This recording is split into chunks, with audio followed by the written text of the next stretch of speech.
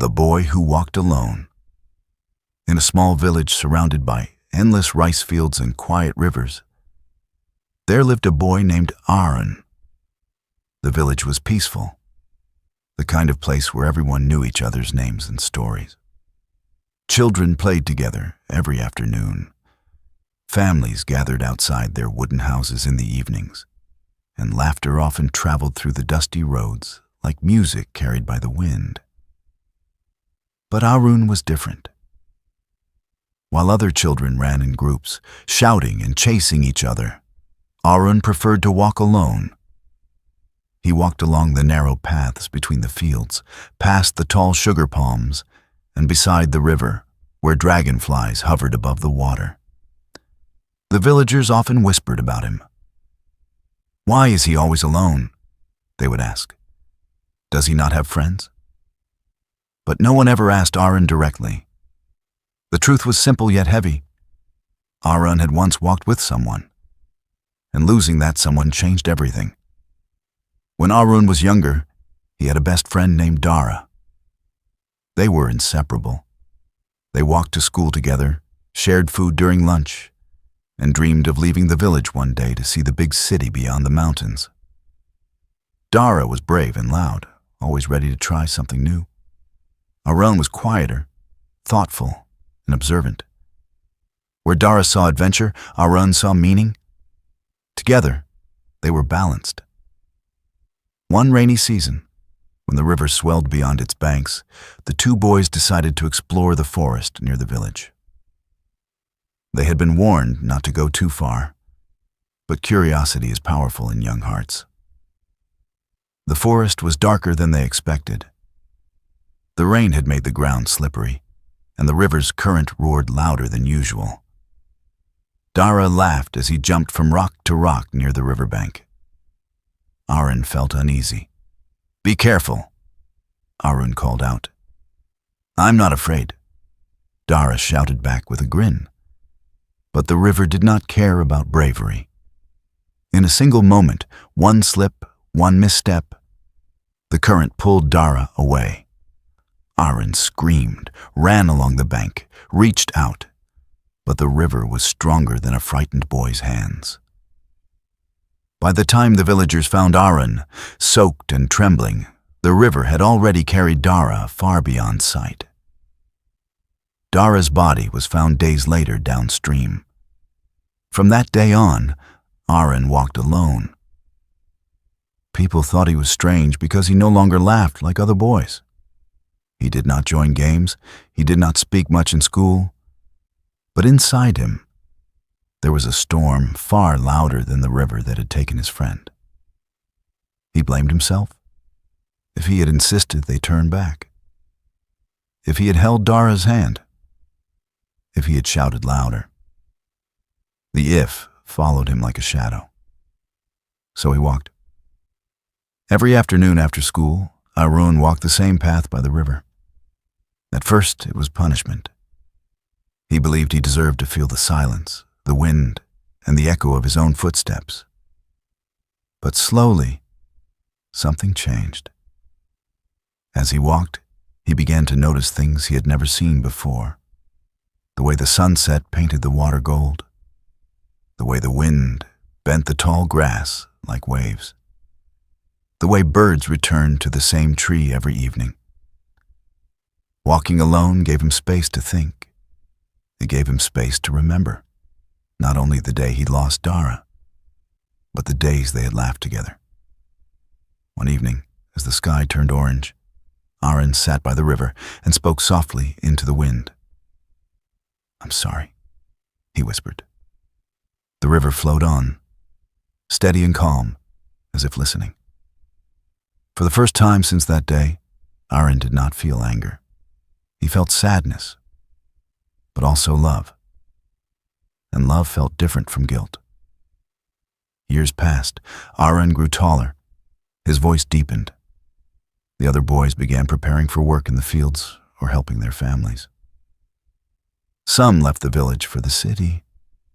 Aaron still walked alone. But now, people no longer whispered. They had grown used to him. The boy who walked alone became part of the village story, like the old banyan tree or the broken bridge near the school. One day, a new family moved into the village. They had a daughter named Lena, who was about 10 years old. She was small, curious, and always asking questions. On her third day in the village, Lena noticed Arun walking by the river. "Why is that man always alone?" she asked her mother. "That is Arun," her mother replied gently. "He likes to walk." Lena did not accept simple answers. The next afternoon, she followed him from a distance. Arun noticed her footsteps, but did not turn around. When he finally stopped near the river, Lena stepped forward boldly. "Why do you walk alone?" she asked. Arun was surprised.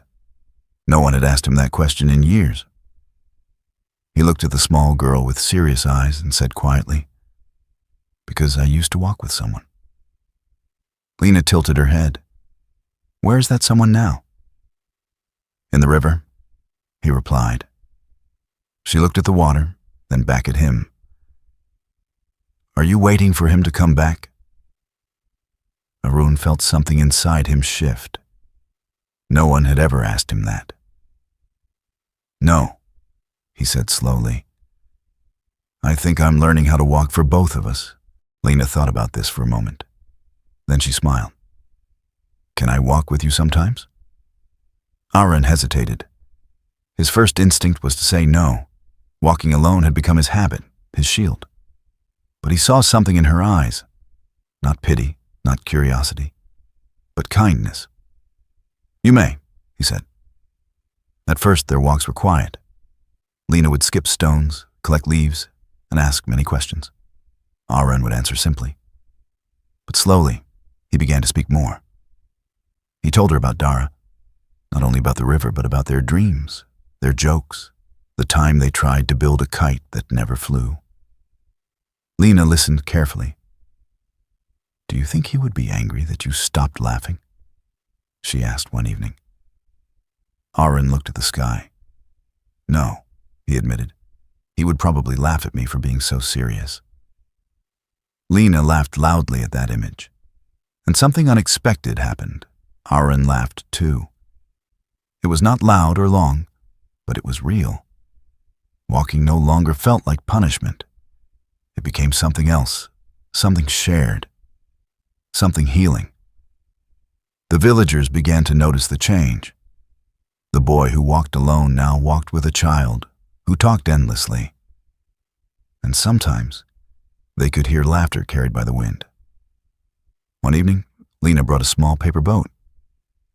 "What's that for?" Arun asked. "For the river," she said, "to say goodbye properly." She placed the boat gently on the water. On it, she had written one word: friend. Arun watched the boat float away, carried by the current.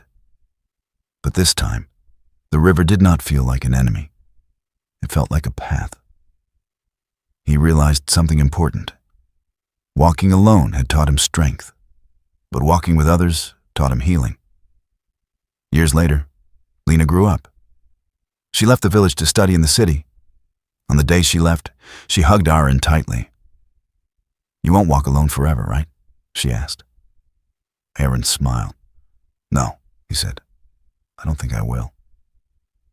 After she left, he returned to the river path. For the first time in many years, he walked alone again. But it was different. He did not feel empty. He did not feel guilty. He felt grateful. As he walked, he understood that being alone is not the same as being lonely. Sometimes, walking alone helps us understand ourselves. It helps us face our fears, our pain, and our memories. But we are not meant to stay alone forever. The river continued to flow, just as it always had. It had taken something from him, but it had also given him something: wisdom, depth, and the ability to guide others through their own storms. Arun eventually became a teacher in the village school. He told his students stories, not about loss, but about courage, friendship, and responsibility. When children asked him why he liked to walk, he would smile and say, "Because every step teaches you something." And sometimes, in the golden light of sunset, he would walk by the river and whisper, "I'm still walking." But now, his steps were not heavy. They were steady. He had once been the boy who walked alone. Now, he was the man who had learned that walking alone is not about isolation. It is about finding strength within yourself, so that one day you can walk beside others without fear. And somewhere, in the endless flow of the river and the quiet whisper of the wind, the memory of a lost friend walked with him. Not his pain, but his light.